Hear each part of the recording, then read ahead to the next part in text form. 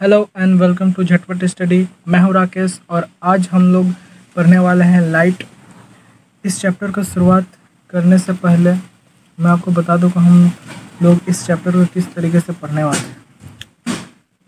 तो इस चैप्टर को हम लोगों ने 3 भागों में डिवाइड करके पढ़ेंगे। पहला है रिफ्लेक्शन, सेकंड है refraction and third one is lens. पहले हम लोग रिफ्लेक्शन और इसके टॉपिक्स के बारे में पढ़ेंगे, उसके बाद रिफ्रैक्शन और उसके बाद रिफ्रैक्शन से ही जुड़ा हुआ टॉपिक लेंस के बारे में पढ़ेंगे। आज जो है वो हम introduction to light and its properties, आज हम प्रकाश और उसके प्रॉपर्टीज़ के बारे में पढ़ेंगे। तो पहला सवाल जो आता है वो है व्हाट इज़ लाइट। लाइट के बारे में आप पढ़ रहे हैं तो लाइट को जानना बहुत ज़रूरी है। तो light is a form of energy which help us to see objects. प्रकाश जो है ऊर्जा का एक रूप है जो कि हमें मदद करता है वस्तुओं को देखने में। आपको अपनी आंखें तो चाहिए ही, पर साथ साथ लाइट की भी ज़रूरत है किसी भी चीज़ को देखने के लिए। चाहे आप चांद देख रहे हैं, चाहे आप सूरज ही देख रहे हैं, आपको प्रकाश की ज़रूरत पड़ेगी।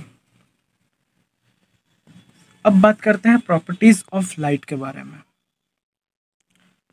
पहली प्रॉपर्टीज़ जो है वो है light tends to travel in straight line. मतलब कि प्रकाश जो है हमेशा एक सीधी रेखा में गमन करती है, वो टेढ़ा होकर नहीं जाता है, वो हमेशा एक स्ट्रेट लाइन में चलती है। इसको समझने के लिए हम एक एक्सपेरिमेंट करते हैं। मान लीजिए ये आपका रूम का खिड़की है, बाहर सूर्य है, आपका रूम थोड़ा अंधेरा है। अब आप एक कार्ड लीजिए, एक नहीं 2 कार्ड लीजिए और उसके बीच में एक होल कर दीजिए। अब इन कार्ड्स को एक के पीछे एक रख दीजिए ऐसे। अब क्या होगा, सूरज की रोशनी आएगी तो इस होल से होते हुए इस होल के थ्रू निकल जाएगी। अगर आप यहाँ पर आंख लगा कर देखें इस जगह पर, तो आपको रोशनी नज़र आएगी। लेकिन अब क्या करना है, अब आपको ये जो सेकंड वाली कार्ड है इसको आपको हटाना है इसके पोजीशन से। इसके पोजीशन से आपको इसे हटाना है। अब कार्ड को थोड़ा सा सरका कर राइट और लेफ्ट की तरफ इसको मूव करना है। तो क्या होगा, लाइट जो इस होल से निकल कर आई थी वो इस कार्ड के सरफेस में यहाँ पर टकराएगी, यहाँ पर नहीं। आप अगर इस होल से देखेंगे तो आपको रोशनी नज़र नहीं आएगी। क्यों नज़र नहीं आएगी? क्योंकि प्रकाश हमेशा सीधी रेखा में गमन करता है, इससे यही सिद्ध होता है। एक और दूसरा एक्सपेरिमेंट लेते हैं। आप एक अंधेरे रूम में गए, उसमें एक तरफ मोमबत्ती जलाई और एक तरफ आप खड़े हो गए एक पाइप लेकर। देख पा रहे हैं आप पाइप, जिसके एक सिरे को आप मोमबत्ती की तरफ, दूसरे सिरे पर आप आंख लगाकर देख रहे हैं। तो प्रकाश की रोशनी जो है मोमबत्ती से निकलकर आपके आंखों तक पहुंच रही है। अब क्या करना है, अब आपको इस पाइप को बीच में से या फिर कहीं से भी मोड़ देना है। तो क्या होगा, अगर आप यहाँ से देखेंगे, तो आपको रोशनी जो है नज़र नहीं आएगी। क्यों? क्योंकि आपके इस कार्ड के मोड़ देने से, इसे पाइप के मोड़ देने से रोशनी जो है यहाँ तक ही आ सकती है, इसके पार जा नहीं सकती, क्योंकि प्रकाश सीधी रेखा में गमन करता है। प्रकाश की रोशनी, ये ऐसे होकर नहीं गया। इससे यही सिद्ध होता है कि लाइट जो है tends to travel in straight line. अब बात करते हैं दूसरे प्रॉपर्टी की। दूसरी प्रॉपर्टी है light has dual nature that is wave as well as particle. प्रकाश जो है दोहरी नेचर को प्रदर्शित करता है। दो प्रकार का नेचर है इसके। कभी ये इससे अपने आप को प्रदर्शित करेगा कि ये तरंग है, ये वेव है। कभी ये अपने आप को ऐसे दिखलाएगा कि ये पार्टिकल है। ऐसे प्रकाश के बहुत सारे घटनाएं होती हैं जिसमें कभी ये बतलाता है कि हम वेव हैं, कभी ये बतलाता है कि हम तो नहीं, हम तो पार्टिकल्स हैं।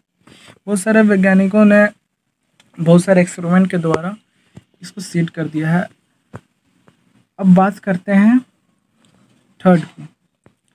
थर्ड है इलेक्ट्रोमैग्नेटिक वेव्स तो does not require any medium to travel. Light जो है इलेक्ट्रोमैग्नेटिक वेव है। लाइट को आप विद्युत चुंबकीय तरंगे के रूप में समझिए। ये एक विद्युत चुंबकीय तरंगे हैं जिसे किसी भी मीडियम, किसी भी माध्यम की आवश्यकता नहीं है ट्रैवल करने के लिए। मतलब कि ये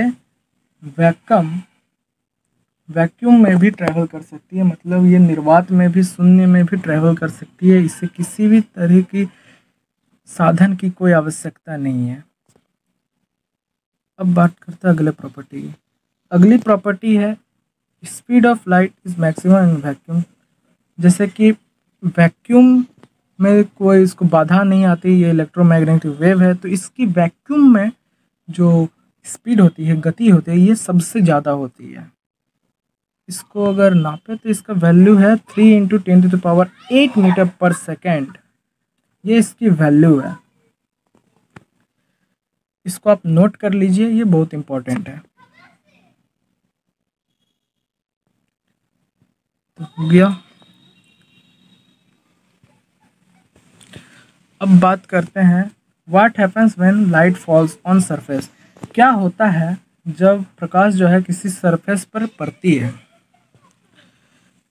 तो पहला जो होता है वो होता है रिफ्लेक्शन। रिफ्लेक्शन होता है या परावर्तन भी इसे कहते हैं। इसमें क्या होता है, प्रकाश की किरणें यहाँ से आती हैं और सरफेस से टकराकर वापस मुड़कर चली जाती हैं। इसे ही रिफ्लेक्शन कहते हैं कि सरफेस पर पड़ी, उससे टकराई और वापस चली गई। सेकंड केस होता है रिफ्रैक्शन का। यह है रिफ्रैक्शन।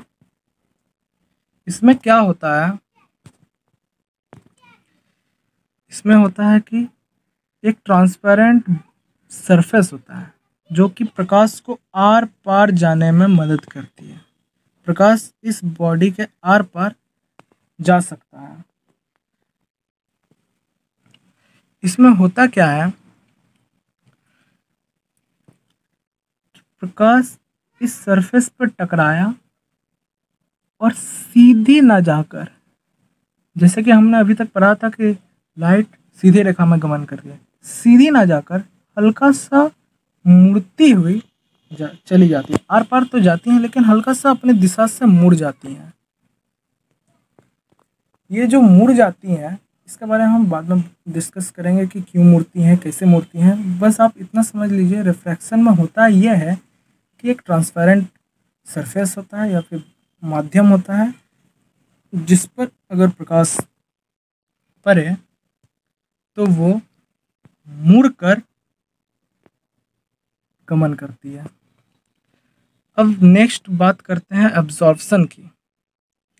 एब्जॉर्प्शन में क्या होता है कि प्रकाश सरफेस पर तो पड़ता है लेकिन ना ही मुड़ता है ना ही आर पार जाता है। मतलब कि प्रकाश जो है पूरी तरह से एब्जॉर्ब कर लिया जाता है इस सरफेस के द्वारा। आप जानते होंगे कि प्रकाश 7 रंगों से मिलकर बना होता है। तो यहाँ पर जो मैंने यहाँ पर जो ये आपको ब्लैक बॉडी दिख रही है, प्रकाश इन 7 रंगों को अवशोषित कर लेता है, इन 7 रंगों को अवशोषित कर लेता है, जिससे कि ये सरफेस ब्लैक हमें दिखती है। इसके बारे में अभी बाद में हम लोग चर्चा करेंगे। इस वीडियो में बस इतना ही। मिलते हैं आपसे नेक्स्ट वीडियो में, जिसमें हम रिफ्लेक्शन के बारे में पढ़ेंगे।